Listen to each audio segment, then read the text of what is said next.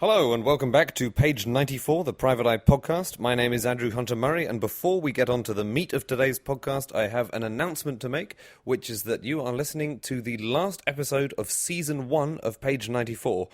You may not have known that we were doing seasons, but we have been all along, and this is the end of the first one. Nobody's punched a producer, so there may still be a chance for me to return as host next time round. We're in talks with HBO about turning Season 2 into a multi-million-dollar extravagant bloodbath, and there's a stadium tour in the offing as well. But for the moment, this will be the last page 94 for a while. Now, on to the main business of today's podcast. In the last Mag But One, there was a huge piece about the honours system and the various characters who've received eccentric awards like the Knight Cross of the Order of the Thistle of the Garter, or whatever it might be.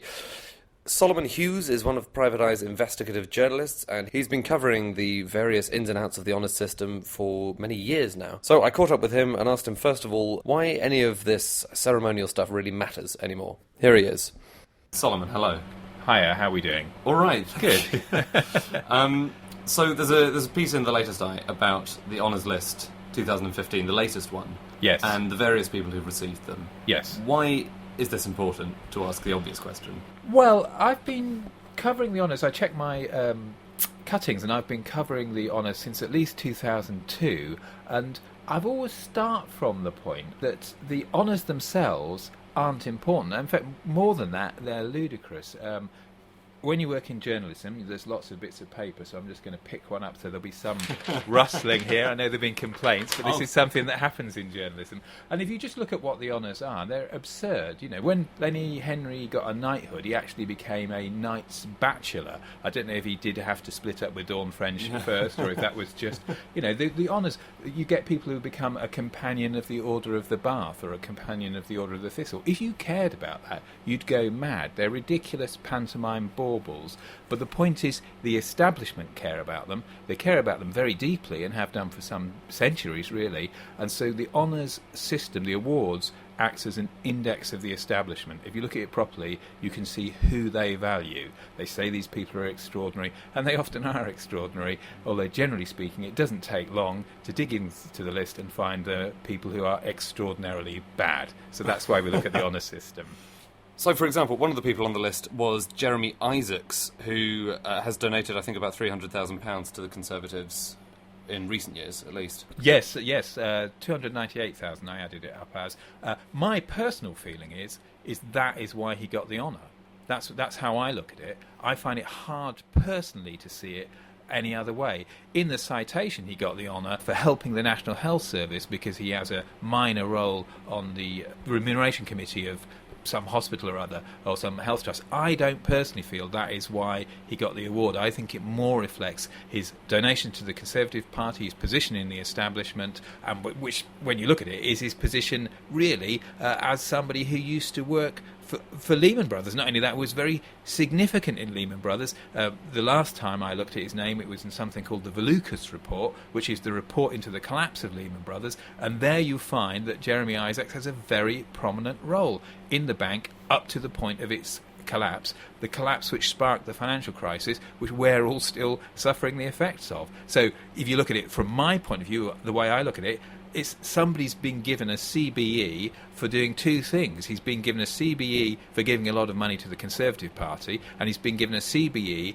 for being involved in a bank collapse that caused the financial crisis which we're all living through. That's how I see it. Obviously, the citation says otherwise. So these citations that we talk about, because I think there are 9 categories perhaps in which people get them. So there's services to health, or services to media, or to the arts, or whatever it might be, or to perhaps science, or that kind of thing. So you think they're not especially relevant? Is that a fair way of putting it? In some cases, obviously, some of them they are. Yeah, sometimes they're relevant. I mean, you can see that the different honours come up through the different departments, so the citation might reflect the department. But I find it very hard to believe that the Department of Health said number one name on our list is Jeremy Isaacs. So where do the nominations come from in that case? Well, I mean, you can make them as a member of the public, Okay. the nominations. Under Labour, they opened them up, and they'll get ground through that committee. I think essentially it goes through departmental committees. But what happens? I remember I asked I think it's the Cabinet Office at one point. They gave out a press release where they said, of the 1,000 honours, 500 are for ordinary people. And I said, well, you must have some kind of catalogue when you give an honour as ordinary person, posh person, or whatever it is. Yeah. And I asked them that, and they said, no, we can't talk. It's all secret, so we can't tell you, but we would point out that of the honours, around that number got MBEs and OBEs. So what they're saying is the lower awards for ordinary people, the higher awards are for the people we like, the people who come through the committees, in effect. Yeah. So they could be fed through by individuals. I mean, no doubt it could be that Jeremy Isaacs, say, nominated himself, or one of his friends nominated Can him. you nominate yourself? I don't know, actually. Now you say that, I'm not 100% sure. But you'd only... I'm sure I could find someone to nominate me. But if I nominated you, you could nominate me. Yeah, I would think that's reasonable. So, did anyone else particularly leap out in the latest? Well, I mean, list? this is how it works, isn't it? Is that the advantage we've got is because we're a fortnightly publication, we can spend a bit of time looking at this, so we can look at it in more depth. Whereas for the newspapers, the national newspapers who are dailies, they've got to look very quickly, and so they have to look at the press release. It's going to be easier. And so if I get the press release, it says very quickly, and this is the press release really helping newspapers write their story, and they say there are a number of well-known names being honoured in the list, Lenny Henry, the singer and songwriter Van Morrison, Welsh rugby legend Gareth Edwards, and Benedict Cumberbatch, so on and so forth. So all the sort of celebrity ones are put up for the press so they don't have to look through the list. Right. We've got time to look through the list, and actually, I didn't have to look very hard on this one. The very first name, or I think it's maybe the second name, is Henry Angest, who's a substantial donor to the Conservative Party, runs two banks, one bank for rich people, which has low interest, and one bank for poor people, which has high interest. I mean, literally, he was on the second or third page, so I didn't have to look hard for him. He jumped out. Another one that jumped out when we were doing bankers was Sarah Weller. Now, she is on the board of a government department, the Department for Communities and Local Government. I think that's helped her get the honour. There's no doubt about it. But it just gives you a sense of what they think is honourable. They think it's honourable that businessmen should run the civil service, or businesswomen in this case. But they just didn't look at her, excuse the rumble, they don't care what people like that do, or they actually positively like it, because she's also, as well as being on the board of the Department of Communities and so on, she's also on the board of Lloyds, where she's supposed to be a consumer champion, a customer champion, but while she was on the board of Lloyds, Lloyds were fined £117 million for continuing to mess people around over PPI insurance. It was an incredible fine, That's not honourable behaviour. We ran out of space, so I couldn't put this bit in, but I'll put this extra bit in. She's also a director of a water firm, United Utilities, which this March, so just a couple of months before the honours, she was on the board of a company which was fined £750,000 for pumping millions of litres of raw sewage into an estuary near Morecambe Bay. So, according to the honours system, an honourable thing to do is to help run a company which pumps millions of gallons of shit into Morecambe Bay. Now, to me, that's not honourable, but I guess in this system it is. This shouldn't be a surprise. This really. is why you're not on the committee, you know. I'll be honest with you. I think newspaper reporting in the honours system has got better in the decade I've been covering it, in fairness. They've picked out more of the wrong uns now than they used to, so they've encroached a little bit on a story which was a big open goal for us, but I say they've encroached a little bit. There's still plenty there. You know, take a bit of time, look through it, and understand that somebody who wants to become a Knight's Grand Cross of the Order of Bath is likely to be, possibly, quite strong possibility, a bit of a wrong, and is going to reflect the those honours reflect what the establishment think is honourable, and of course the whole point is what the establishment think is honourable is, to me, and I hope to our readers, often dishonourable. Yeah. What was it like 10 years ago, the newspaper reporting of it? Was it just more of the celebs, or was it... Well, they always do that. I mean, in fairness, course, that's always been there. It's always there partly because news values are that they're interested in a famous actor or a singer getting an award. That's a news value that we don't hold so much. It's also true because really the news is very straightforwardly manipulated. It's a massive big list. It's hard to deal with, but they'll give you a press release that will highlight whoever it is, the creator of Paddington, Michael Bond, getting an award or whatever it is. Jolly good. Oh, Yeah. So they will highlight those kind of things. And also, to be honest, there's a real tendency to leak the celeb names early on, which moulds the press coverage as well. So the Lenny Henry name was trailed quite a lot. I'm not 100% sure whether that's simply because celebs are more leaky or if it's because the government press machine doesn't mind them doing that.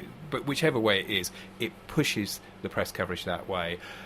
And it is meant to be apolitical. You know, everyone is at pains to point out that the recommendations go to a civil service committee which contains one industry expert.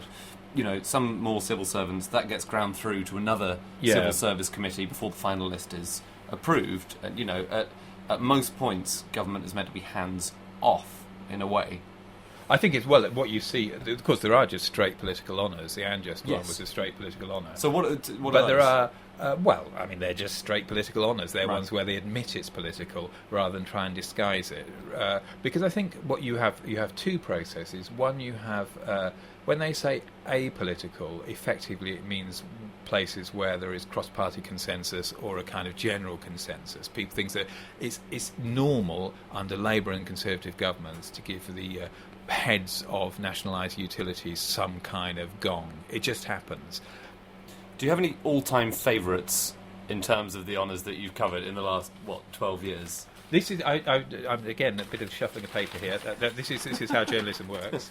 This is real life. It's not actually. We're actually in the Private Eye's secret hot tub on the roof, and they'll add the ruffling paper effect afterwards with the our sound effects team.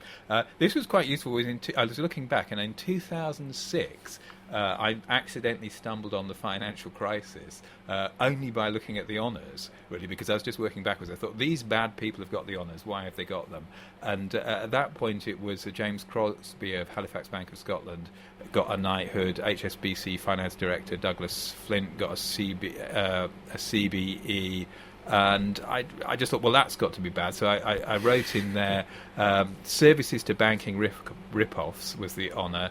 And I wrote, Crosby's gong may reflect his bank's enthusiasm for new Labour PFIs, several of which it funds. It's also made huge profits, of course.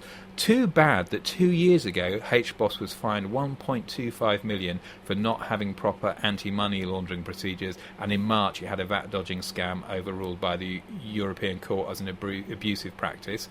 And going on, Flint's HSBC was recently fined £100,000 for giving inaccurate reports to the Financial Services Authority. HSBC has made big profits too, of course, with a handy sideline in subprime lending, an industry term for charging huge interest to poor borrowers. It has two brands aimed at the poor, HFC Bank in Britain and the heavily criticised Household International Arm in the United States. In a hint of a forthcoming debt crisis, HSBC recently doubled its provision for bad debts to $622 million. Now, what the point of that was is it's saying that the banks were crooked, they were being fined for misreporting, they were being fined for tax dodging, they were up to no good, and also they were involved in subprime lending, and they had a big problem with bad debts. Now, of course, all those things within the next couple of years came to a conclusion in the financial crisis. So what if you wanted to know where is the next bad thing going to happen, what's the next shock that will throw thousands into penury, well, just look at who gets knighted. Whoever it is, whoever gets knighted now is going to be the person who's going to mess you up, the logic says, in the next 2 years. So that was a particularly bumper year. Solomon Hughes, thank you very much. Yep, thank you. Solomon Hughes there, and I'd like to remind you that if you did want to nominate someone, maybe a podcast host that you especially like, for an MBE, you're very welcome to do so. Now, from dodgy dealings at home to dodgy dealings overseas, fortnight after fortnight, the Private Eye's Letter From column deals with the ins and outs of global politics, corruption overseas, maladministration, and a whole host of other problems outside the UK. The man who looks after that page is called Anthony Goldman, and in the latest edition of the mag, he looked at the Greek crisis not from Athens, where everyone has been sending correspondence, but from Berlin. I asked him exactly why he'd done that and what he had managed to glean on his travels, or rather on his not travels. Here he is. Anthony, you look after the Letter From. Yes, I do, yeah. and this week it's from Berlin. It's from a few different places, but mostly from Berlin. Well, we have been expanding, actually. Originally, it was a column. Quite often, it is just a column. But sometimes, when it's a really busy period with lots of things going on, we can expand into a half page or a whole page, as it was in the latest edition. We also had stories.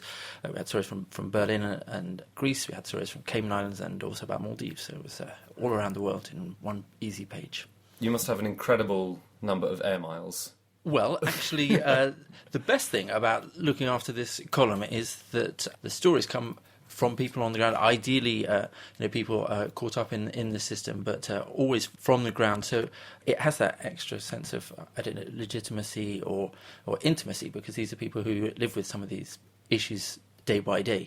And so actually the opportunities for travel from the column are more limited than that. It's more the mysteries, the miracles of modern technology able you to access people all around the world at the touch of a button. So we should talk about the Berlin one especially, first of all, because most people are reporting from Greece at the moment, and this week the Eye is not doing that. You've decided to go to Berlin instead, or to report from Berlin, which is an interesting choice. One of the challenges of doing a column in a bi-weekly magazine in a world that is just relentlessly rolling news and online and blogging and stuff like that is to try to find an angle on something that is interesting, or to go to somewhere very far away, which no one has ever heard of, which also would be interesting. And I think that what makes for the best stories, particularly for the Eye and for this column, is that element of hypocrisy, where you have someone affecting to be one thing, but actually are also another. And in the case of the story from Berlin, we were looking at the question of corruption, which is said to be one of the root causes of the tragedy that has been Greece over the last few years. And basically the narrative is corrupt Greece, silly corrupt Greece, that's why you've lost all the money, that's why you're not going to get any more of it from us. Is that a fair summation? I think so. This sense that these kind of stout Protestant countries to the north, these lazy, feckless people in the sunshine, that they brought it all on themselves. And actually, the reality, what we were looking at in this column was these things don't happen in a vacuum. That it's quite true that there has been a great deal of corruption in Greece, but corruption involves someone to do the corrupting. And in this case, it seems to me that the corporate Valhalla roll call includes some of the biggest names in German industry. So we've got Daimler-Benz, Siemens, some huge sums of money. And the issue is that finally Greece has begun to deal with the issue, put some of the people behind bars, begin to crack down on this problem. And in Germany, partly turning a blind eye, very soft touch, one leading chief executive. To be fair, he did seem to receive an extremely hard slap on the wrist, and nothing more. His defence introduced that he'd had a brain tumour and therefore couldn't possibly be held responsible for some of the things that were told to him to his face, and therefore he, unlike some of his colleagues who had suspended sentences, was able to get away with just a fine.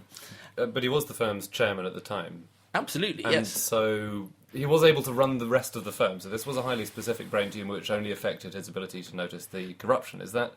I think that the issue is, that there does seem to be an element of double standards here about, that there's a certain amount of laxity in some areas of the issue in relating to Greece and some of the problems and the contributing factors behind some of those problems, and much less laxity when it comes to dealing with the people who are on the ground, so that if they're already on the floor, you might as well give them a good kicking. Right. We should talk about the Greek tank situation as well, because you have this incredible statistic in the column that, let me just find it, it's that on paper, the Greek army has more tanks in service than Germany, France and Britain put together. Well, I think that the defence industry is known as being fairly leaky, and it's not just Greece. There's plenty of other instances of countries around the world where people are massaging contracts and so on. But certainly I think in Greece it was pretty emphatic that allocations that were going in were far in excess of what the country needed or indeed received. So is that, for example, arms manufacturers from other countries saying to Greece, would you like to buy an enormous amount of tanks? Or on paper an enormous amount of tanks, but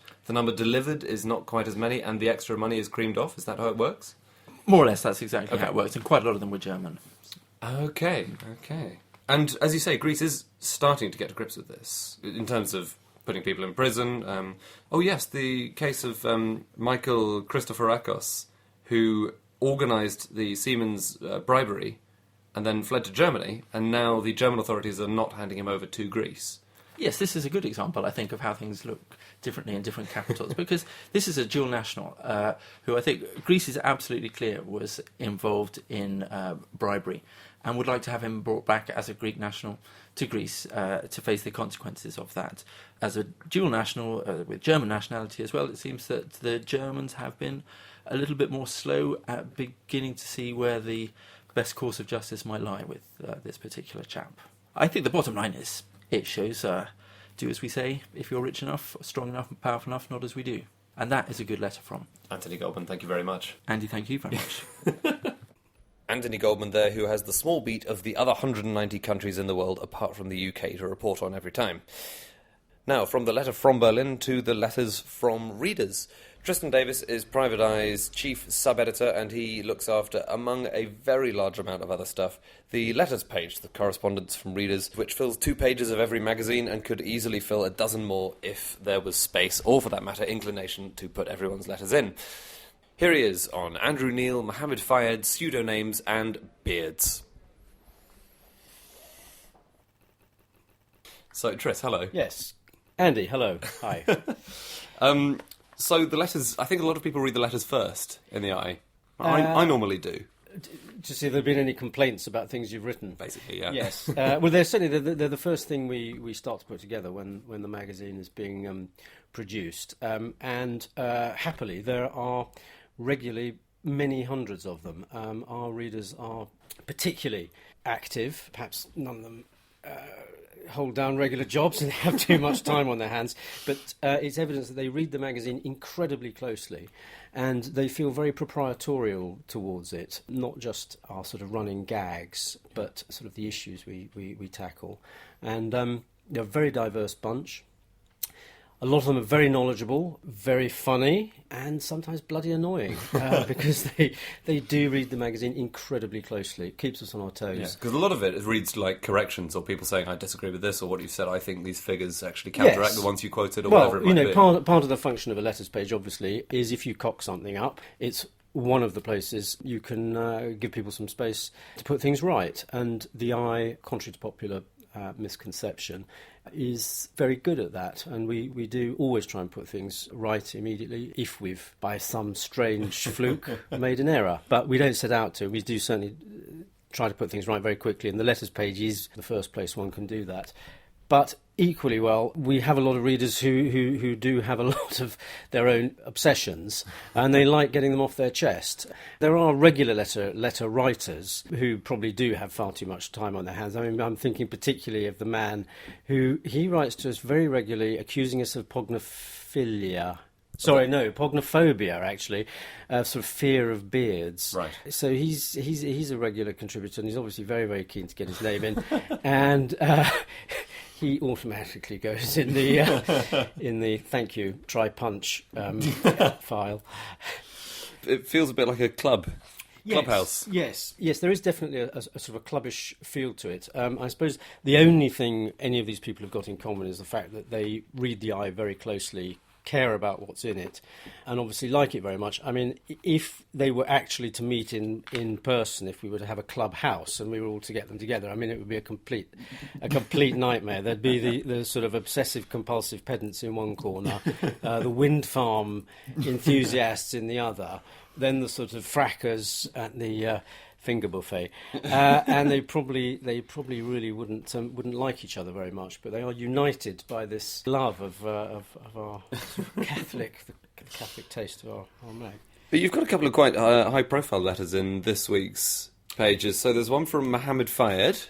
Yes, it's quite unusual to get a letter from Mohammed Fayed himself, although he signed himself this week Scottish Grand Vizier. In the past, letters from Fayed have always come from a chap called Michael Cole, who was his spokesman at Harrods. He was a former BBC journalist who became a Fayed spokesman. And he would regularly bombard us with letters, not just about Mohammed's activities, but also about his own hair, because the regular description for for Michael Cole in the eye was bouffant-haired or Okay. pompadour or something. Anyway, so yes, this week it was unusual to get a letter from him. It was in response to not exactly a campaign, but some regular pieces we've been writing about offshore ownership and the sort of huge land holdings across Britain, not just in sort of the prime bits of central London, but also in Scotland, that are owned offshore in quite shady and opaque tax havens. And Mohammed's name came up in a piece that Richard Brooks wrote about the Highlands and offshore islands. And Mr. Fayed wrote to point out that he was very gratified to be back in the magazine and referred to as the phony Pharaoh. Well, I note he hasn't actually spelt Pharaoh correctly, but as we often get it wrong, that's probably forgivable. Pointing out really that rather than list all these sort of offshore owners, we should be bigging up the millions of pounds they pour into the Scottish economy, supporting jobs and development and environmental improvements. And, that's may well be a fair point, but much of Scotland is still owned in bizarre places, from Liechtenstein to the Caribbean, which is quite unusual. Another big name who crops up this week is, not a big name, but a big face, is Andrew Neil. Ah, yes, Andrew Neil. And there's a photo of Andrew Neil, we should explain for the benefit of anyone who's recently started reading the mag. There's a photo of Andrew Neil, baseball cap and vest. Yeah. Embracing a young woman on a beach. Yes. And it's a very funny photo, and it's been in the mag. You would for probably many know. Years. Yeah, You'd many, probably know many how many years. times it's been in as yes, well. But I'm not so sad a character that I'm actually going to count them. But it has been many, many, many times in the magazine. And People keep writing in and asking for it, though. That's the thing. I mean, I know Yes. that you would love to print it every time, but you Yes. kind of need an excuse. Well, this is another illustration of the ingenuity of our readers. They know that if they goad us enough with a good enough letter, we will run the photograph again of Andrew Neil clutching this sort of attractive younger woman looking daft under the headline photo opportunity. And we've been doing this for many, many years, and the readers always come up with fantastically spurious justifications for it. And we've actually not been running this letter for some months now. And I think the Andrew Neil letters have fallen away, not because Andrew Neil isn't visible. In many ways, he's sort of more visible now than he was when the letters started, because instead of being a sort of fairly distant newspaper editor, he's now, on our television screens. And I wonder if the reason the letters have fallen away is because he had an absolutely fantastic general election, fantastic forensic interviewing, and much more knowledgeable about any of the manifestos than any of the politicians he interviewed. And I'm just wondering if people didn't sort of think, actually, he's probably quite a force for good. We shouldn't take the piss so much. So they stop writing letters. But all that happens is you have a bit of a heat wave, people's tops come off, and somebody writes in. The letter is, given the recent hot weather, I feel it incumbent on your esteemed organ to illustrate for readers the importance of keeping cool regardless of age or gender. Yes. Well, so thank you, Steve Harris, for that. This picture does exactly that. As Andrew is looking past his best, and the young lady in question is yet to reach her prime. I can put it like that. So now that we've got Andrew Neil in this week, there is something which is missing, which is pseudonames. Ah, yes. Now, this is pseudonyms. Which has been going for a This very has long been time. going since about 1304.